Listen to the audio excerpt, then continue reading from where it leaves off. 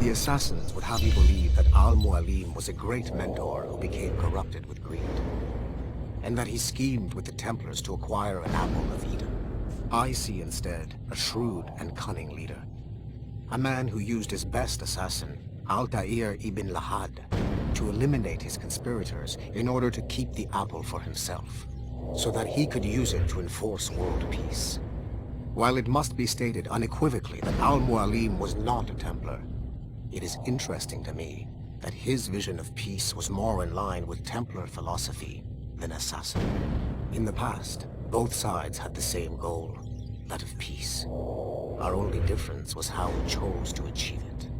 Had Al-Mualim not been killed by Altair and allowed to carry out his plan, perhaps we would not be fighting now.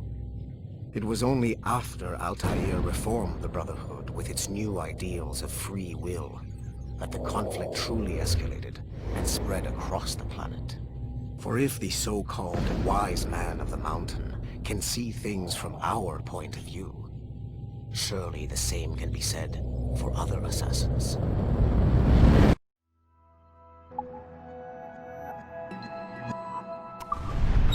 François Makandal saved Baptiste from slavery and inducted him into his so-called Brotherhood.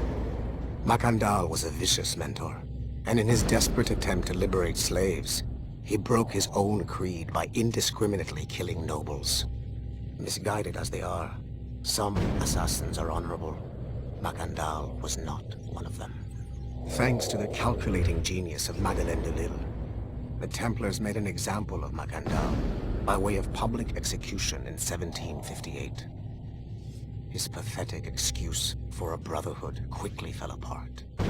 When his comrade and childhood friend Agathe fled to Louisiana, Baptiste saw the futility of his former life in Makandal's brotherhood. Madeleine saw Baptiste's potential and instructed her Templars in New Orleans to strike a deal with him. If he could draw Agathe out of hiding and eliminate him, he would be granted a place in the Templar Order. Although Baptiste was killed by the assassin Abelin de Grandpré, his path clearly demonstrates the inherent superiority of Templar ideals over assassin terrorism.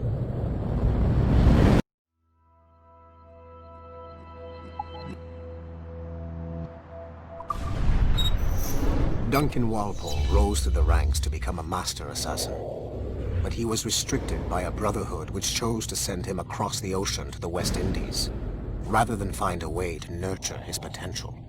Once there, Duncan attracted the notice of Laureano Torres, former governor of Cuba and Templar Grand Master.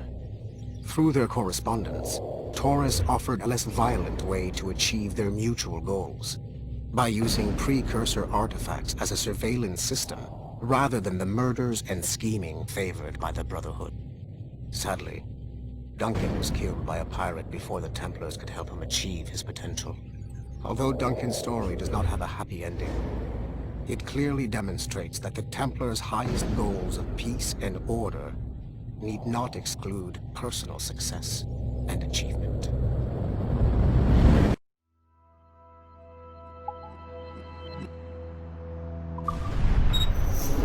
Haytham Kenway remains a controversial figure for me. I have great respect for him. After all, he was the Grand Master of the Colonial Rite, charged with finding a precursor site. Haytham was cunning and ruthless, but he had a streak of emotional weakness that ultimately triggered his downfall. He lost his father when he was a child, and the British Grand Master Reginald Birch raised him to become a Templar Knight. Haytham eventually learned that his father, Edward, had been an assassin. That he chose to stay a Templar, rather than follow in his father's footsteps, indicates to me that he believed he was already on the right path. When Haytham discovered that Birch was the one who murdered his father, he and his sister killed him in revenge. I believe this was the beginning of his downfall. Templars kill for efficiency, not petty emotions. When he discovered that his son Connor was an assassin working against him in the colonies, the same emotional weakness stayed his blade. A pity Connor did not show him the same mercy.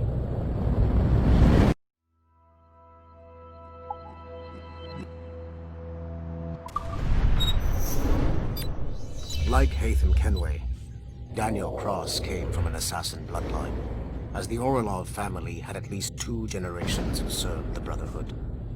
Daniel Cross's history of drug addiction and animus-induced psychosis should not take away from his many accomplishments for the Templar cause. Under the influence of Warren Vidic, he was planted into the Brotherhood and earned their trust, eventually meeting their reclusive mentor. Then his subliminal programming activated, and he killed the mentor, triggering the first great purge of the modern age. Al-Mualim, Haras, Vali Sel Tradat, Baptiste, Duncan Walpole, Haytham Kenway, Lucy Stillman, Daniel Cross. These are but a few prominent examples of something I've always felt. That there will always be assassins who are willing to abandon their cause to serve ours. Yet there is no one who embodies this idea better than Shay Cormac. And I want the assassins to confront this painful reality.